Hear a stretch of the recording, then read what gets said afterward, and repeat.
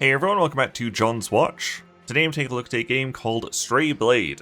This game was released on Steam on April 20th, 2023, but it did have a fairly significant update on June 1st, 2023.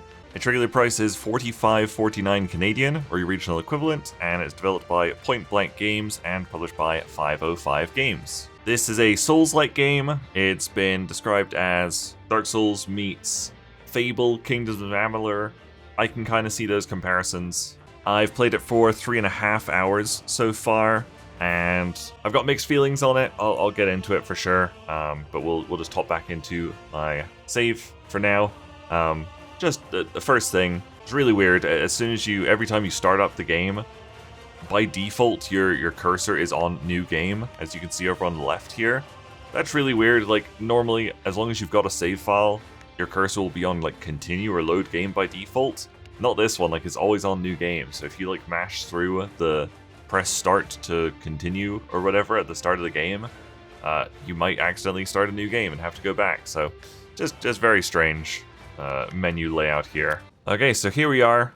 We play as an adventurer called Farron, and we're in this nice world. This very like Fable, Kingdoms of Amalur-esque worlds. The art styles definitely reminds me of those kinds of games, and then the combat is definitely like Dark Souls. So there's not really bonfires in this game, and also enemies don't respawn at bonfires or with death, depending on circumstances.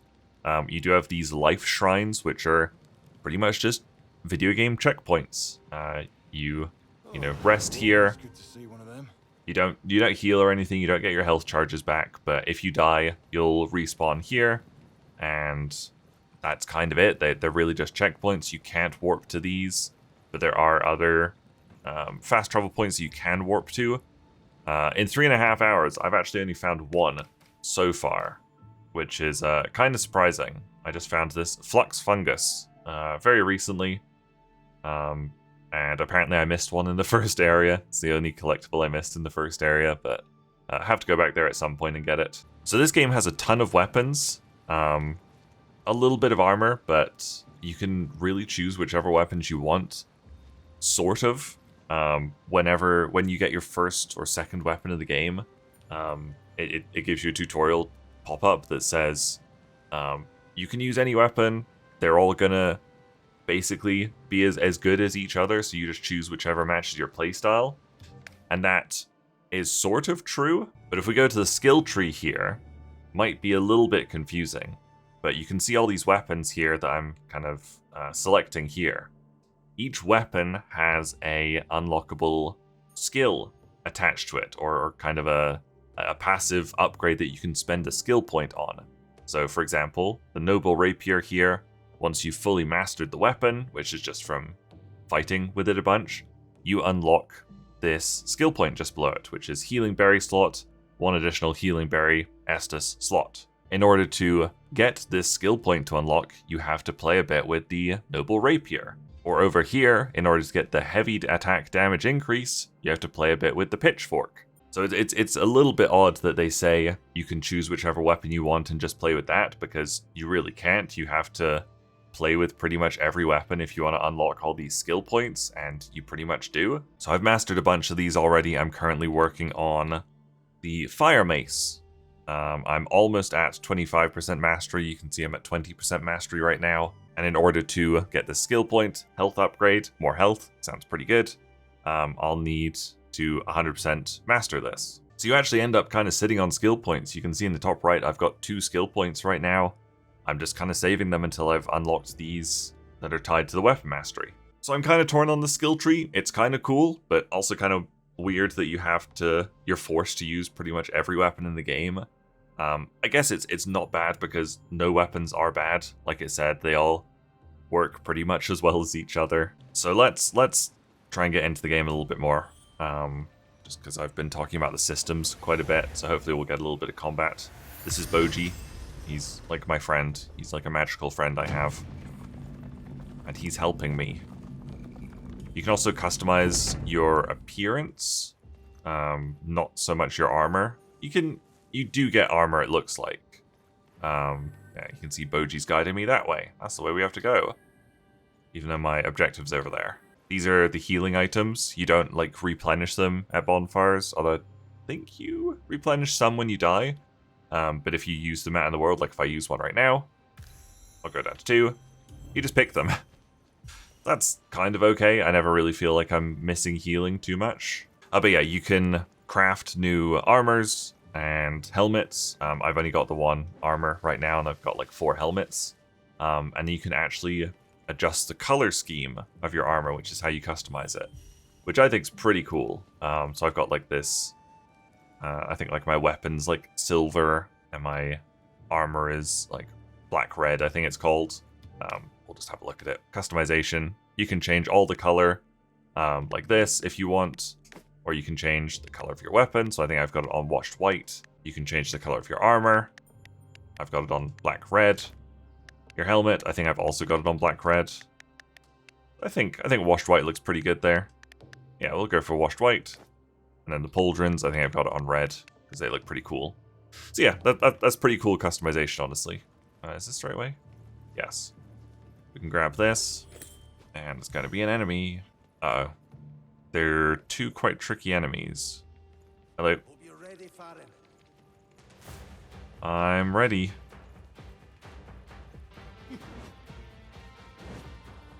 So it's pretty much Souls combat. When an enemy glows red like that, it's doing a big, big strong attack that you can't parry. So you basically just have to dodge out of the way. Yeah, that went pretty well. I'll try and land a parry. There we go. You can see below their health bar, they've got a poise meter. And if you empty their poise meter, you can do a big like critical attack on them. But I seem to be doing more damage than I need to. You can see there I just unlocked a new weapon blueprint, it said. And so that's how you unlock new weapons. Enemies don't drop weapons, they drop blueprints for weapons. And then you take them to a forge and you craft them, or a smithy, I guess. And so these are all the blueprints I've got, and I just needed the resources to craft them. I don't think we'll find another forge in this video, so I'll put a clip up now. But the crafting's really annoying, because every single time you select what you want to craft, it'll play a cutscene, and like obviously the cutscene's fine on the very first time you see it, but it plays every single time you craft. And from my experience, whenever I get to a smithy or a forge and I want to craft weapons, I'm usually crafting like 3 or 4 or 5 at a time. And so just having to skip this cutscene every single time is really annoying.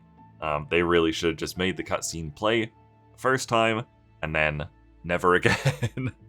Because nobody is going to watch that cutscene every time they craft. I guarantee it. I did say we're not going to find a forge. There's actually a forge right here, which is hilarious that it's right next to us. So I'm going to be able to craft a new weapon, which is good. Ooh, a new armor blueprint. Eagle shoulders. That's the first armor blueprint I found. And I can make it. Sweet. Yeah, let's grab that. So we'll craft that, and as you've already seen, the cutscene plays. We're skipping it. Can I craft anything else? I can craft a new weapon. I do wish it would show you what skill each weapon's going to unlock in this screen, instead of me having to go into the skill points, the skill tree screen. It's like, what do I have? Got assassin sword, special attack damage increase. Yeah, I like that. Let's craft the assassin sword. Yeah, it'd just be nice if it showed that on that screen. And my fire mace, we're at 33.333% mastery. So we got a little bit to go. Oh god, a spider. Get spidered. He's dead. And yeah, pretty much, actually, yeah, every single enemy will drop loot, which is quite satisfying. It's quite nice to get loot, you know? We got an elevator here. God, a spider. Get heavy attacked. God, even my heavy attack doesn't, like, stagger him or anything. Yeah, like, I get staggered by pretty much everything. Enemies do not. But luckily the dodging is like really solid. Like you can interrupt an attack pretty much at any time. So like in the middle of attack here, dodge. Dodge. Hello. There we go. Get smacked. We've unlocked the special attack. That's good. We can do that with the 2 bumpers. Where are we? We are over here. Something really weird. Another weird UI thing. As soon as I open the world map, I think it just always puts your cursor at the center of the map, which, again, is useless. I think for the most part, any game, you open up the map, it'll take you to where you are. Not this one. As soon as you open it, you're just down here and you have to literally go find yourself on the map. Really weird addition. Hey look, we found one of these things. The game does seem to have a day-night cycle as well, although I feel like I spend most of my time at night, unfortunately. And I haven't found a way to skip to night, or skip to day, which is not ideal, because I like doing these videos at day, because they just look better on YouTube. Luckily this game's, you know, like a little bit cartoony and brighter anyway, so it's not gonna look as bad. And I think it's like every time you die, it probably rolls over to the next like day. Oh, map. Can't wait to see it all in person. That's how you unlock the map on here, is you just find those drawings on the wall. We've entered the shadows, so we're in a new area now. I'll actually climb down here instead of falling all the time. Okay. Boji's here. Probably means we're going the right way. I'm going to skip over all his dialogue. Oh, okay, so he's just giving lore. I'm not finding the story interesting, like, at all, unfortunately, so I've been skipping those lore things now. Got those plants down there. Horrifying. They, like, snap you up. They're horrifying jump scares. Oh my god, intruders. Oh, big smack. Oh, I haven't done my... Here's my special attack. Oh, yeah. That wasn't that good. My light attack seems to do more than the special attack. Heavy attack. Bam. Comboed. Nice. Great stuff. Oh, Boji here again. There's a little plant in there. I got it. Get out. Nailed it. Better do a heal. Tasty. Is this more lore? I remember the Yeah, there's more lore. Yeah, just not caring about the story at all. Oh, hello. You can do backstabs, so I'll try and get a backstab soon. And you might see sometimes I'm glowing green when I do a dodge. Basically, if you do like a perfect dodge or a perfect parry. That was not a perfect parry. You just recover more energy, more stamina, as you can see in the top left. Ow. There we go. I was supposed to go much further. I think you hear that voice line like every single time you kill someone. Okay, that is not the right way, but maybe there's something cool in there. Let's try killing this boyo.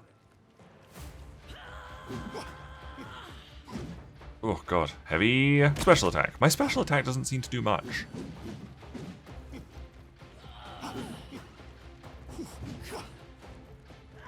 Yeah, my light attack does way more than that.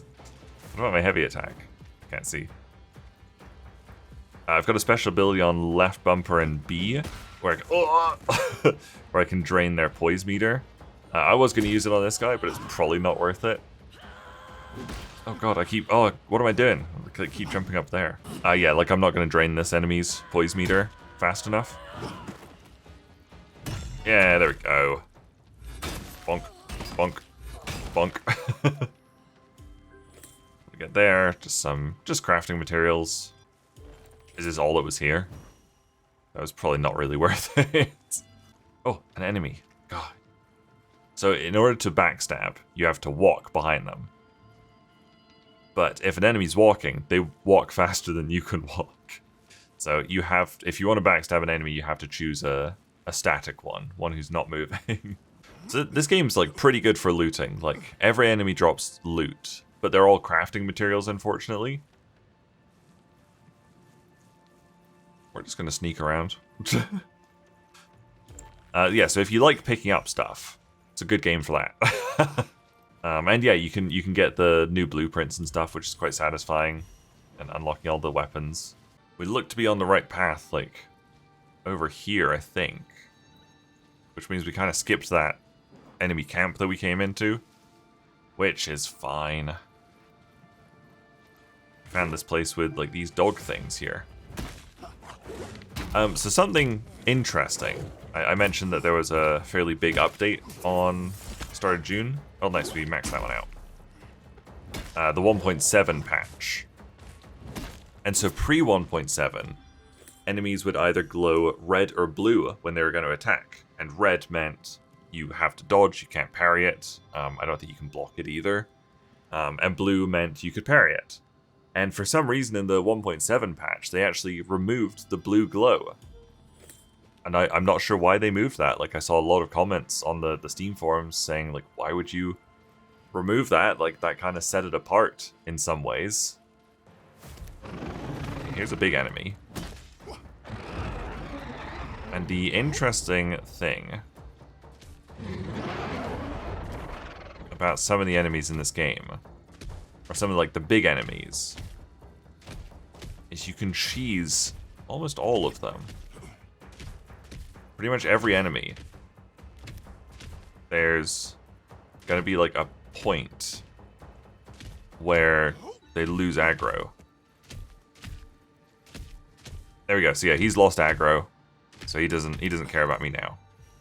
And he when he regains aggro, he warps back to where he was. So now I gotta go find that point again.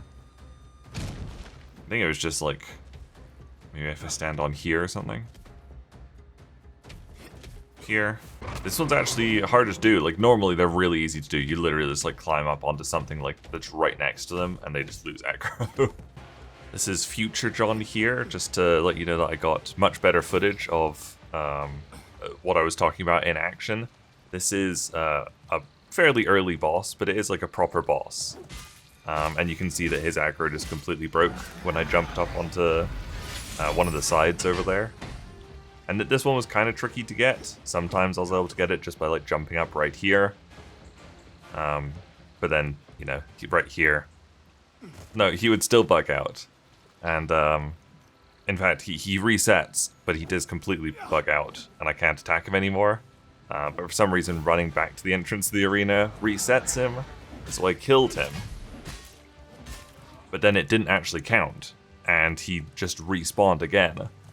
So here's another instance of his AI breaking. He was just running around in a circle, resets his AI again. This is like the second boss fight here. And you might notice something else. Don't know why it's related, but if you look in the top left, my stamina and health aren't going down at all. And like, I'm not really doing anything that should break the game this badly. Like, I'm jumping on rocks that are slightly out of the way. And it not only breaks the boss completely, makes it run around in circles, but it also makes me invincible, which is impressively buggy. For a game that's been out like a few months now. Yeah, you can see just hopping up on that little grassy bit. Doesn't reset him to the middle for some reason. It resets him to run around the outside of the arena. And I don't know why. Sometimes when you jump up on like terrain, it resets them to like their starting position. This one, it resets him to running around the arena. So yeah, I killed him. I was invincible. This was the second time I killed him, and this time it just worked. So there you go. That got some pretty good footage of how buggy and broken this game is. Okay, whatever. We're just gonna fight him. My light attacks do so much damage anyway. But yeah, the thing is with them removing the light blue, the blue glow, is a lot of enemies, it's quite difficult to tell if they're actually going to attack. Like here, one of this guy's attacks like come out of nowhere, like that. The hitbox seems kind of iffy on some of them. So you can see I cleared all the enemies there. That means these enemies are not going to respawn if I die, which is kind of nice. But yeah, like I think it was like the first like big like mini boss enemy I found. Could just cheese it really easily by walking slightly out of the area and walking back in, and just doing that like over and over again. Pretty much every big encounter, except for that last one, I've been able to cheese like that. I need to change my weapon, don't I? Let's do the assassin sword? Assassin sword. Oh, that's pretty cool. My god. Spiders. Multiple spiders. Get attacked. Oh, that's a lot of damage. Yeah, my light attack does the same amount of damage as my heavy attack. That must be because of the skill points I've put up. Whoa. But that's an enchanting view. interesting. This game also has difficulty options, which are cool. I'm on adventure difficulty, which is normal, I guess. You can put it up to like Dark Souls if you want. And you can also scale everything here as you wish, which is really cool. Really excellent difficulty options. Get smacked.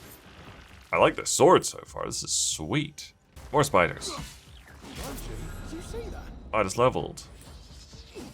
Which means another skill point I'm not going to use.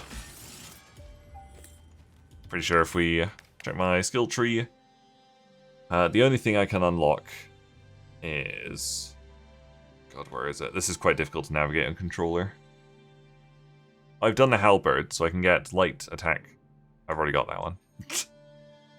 Health upgrade, sure. Literally the only other thing I can get is parry energy recovery. That's pretty good. I don't parry too much. I mostly just dodge. And then the other ones I can unlock are guard conversion. Blocking attacks cost less energy. I never block. Like, ever.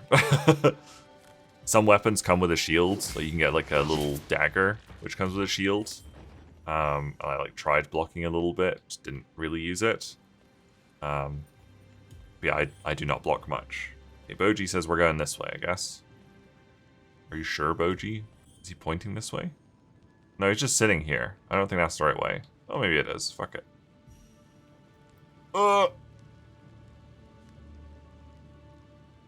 Hello, chaps.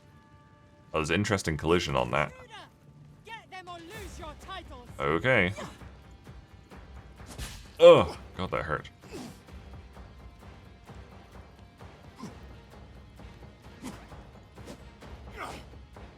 What is my attack doing? There we go. Wonder if there's anywhere I can make this one lose aggro.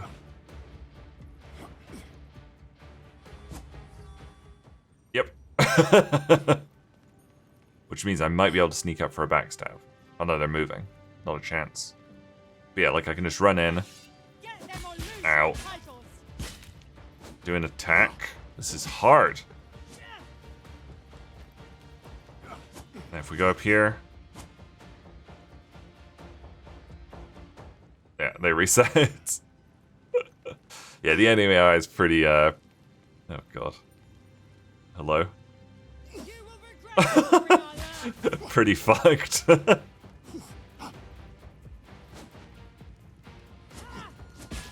Jeez. Stop that. My god. Can't even land a hit. There we go. Oh, I might have a blueprint there. I think that purple glow could be a blueprint. Yeah, Chieftain's Great Mace. What can I craft? Great Lance. That sounds pretty cool. Let's grab it. Let's go. Let's go. Is that the last one? Yeah.